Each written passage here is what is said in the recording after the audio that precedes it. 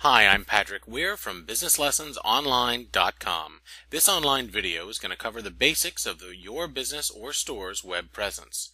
Because this is a free YouTube video, we're limited to only 10 minutes, but we will discuss why you need a website, what makes a good name for a website, how important it is to be found in search engines like Google, and how the general search process works. This is designed to be an entry-level course to introduce you to the concepts and vocabulary that will make you ask the right questions about your store's presence on the web. Let's begin with Google and a tale of two stores, both of them with the same name in almost the same neighborhood. One has been optimized to show up well on Google and one has not.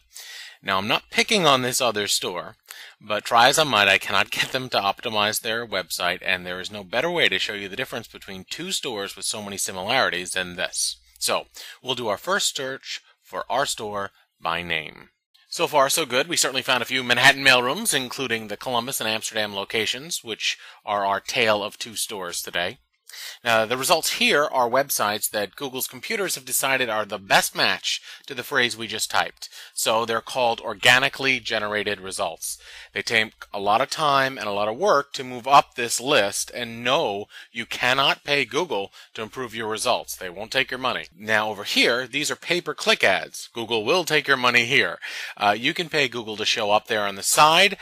When the searcher clicks on any of these links, Google will charge the store or business that paid for that ad money. So pay per click. How much depends on several factors. Lastly, this is the Google mapping section, which is controlled by the Google local business section. We're going to go into great detail on this on the next class. The good news here is that changes you make here are very fast, they're very powerful, and they are free. Why do I need to be online anyway? Look, the yellow pages are rapidly disappearing from American homes. They're more likely to be used as a doorstop or a booster seat than someone's primary information source. Instead, people are overwhelmingly going online to find the information they need. And why am I searching on Google? Well, that is simply a question of market share. There are a lot of different search engines out there. There are many different places to show your store's wares online, and what's great about your store, wonderful. But 80% of all searches go through Google, so this is the best place to start. If you only monitor your website presence in one place, it should be on Google. Let's talk about real-life searches. New customers do not know the name of your store because they've never been there before. However, I can tell you that I've had customers who've been coming to my store for a decade that can't seem to figure it out either. They come in my store, they talk on the cell phone, and they say, I'm at the copy place, or I'm at the shipping place, or the mail place.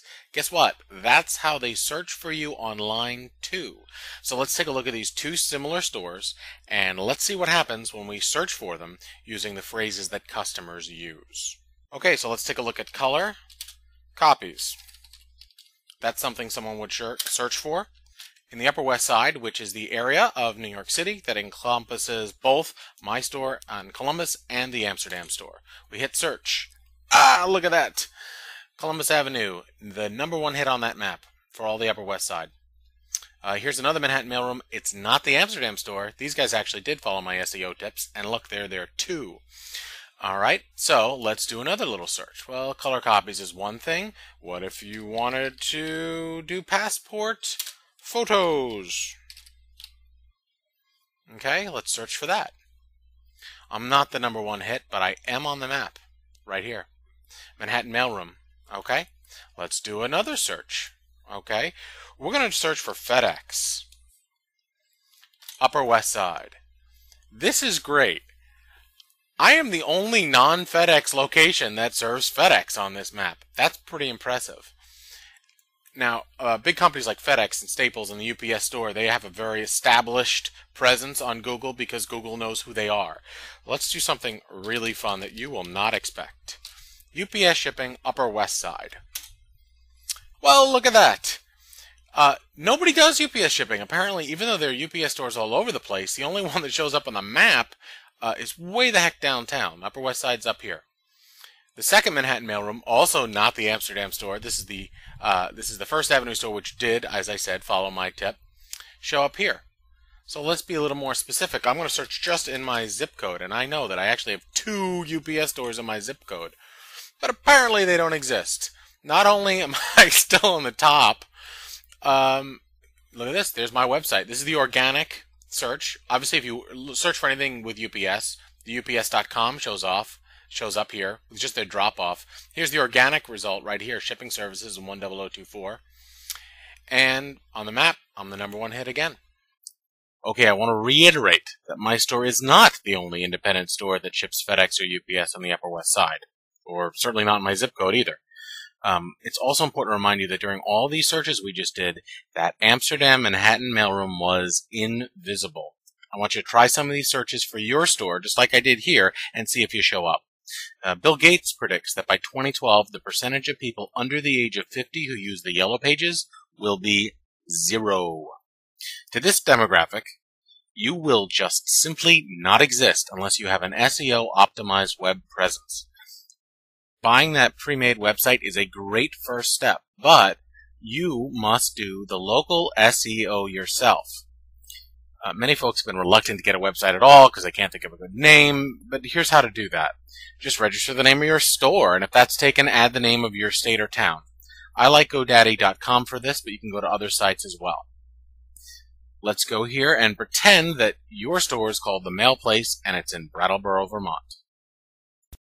Okay, here we are at GoDaddy.com, so we're going to start with the obvious. We're going to start with The Mail Place. And right here, I'm going to click Go. Very easy. TheMailPlace.com is already taken. Well, that's frankly not a big surprise. So, we could choose themailplace.info, .org, .me, .mobi, us. Well, you can't order that one. So there's a lot of places, all right? I'm not a big fan of all these things other than .com, so we can try another address, another domain right here. So let's try the Mail Place. I'm going to copy this because I'm going to be using this a lot, and we're going to try VT for Vermont, because that's where this place is, right? And the answer is, oh, it's available. That wasn't hard. But we could have also done Brattleboro, which I hopefully spelled right. Click search. Also available. You'll notice here's what I didn't do. I didn't do this. I didn't add like a hyphen or an underscore or anything. I don't recommend doing that. Just the Mail Place, Brattleboro, or the Mail Place, Vermont. Very simple, and bam, you have a website. This will be your main website name, the one that'll go on all your business cards and such. That said, you can get multiple other websites to direct people to your main website at a very low cost, which will help your SEO. I'll go over the ins and outs of everything I've covered here today in our interactive SEO class called Web Power 1. You can register for them right here at businesslessonsonline.com. I hope you now have a basic understanding of the term SEO, why you need a website, some good website names, and how your store is invisible to an online search if it's not done right. Now, just to prove my point, let's go back to that Amsterdam Manhattan mailroom store. In order to find it, I must type in the name of the store, and since they've never adjusted their local settings, if I just click their link, it goes to their competitor's website. Don't let this happen to you. Sign up for the next Web Power 1 SEO class today.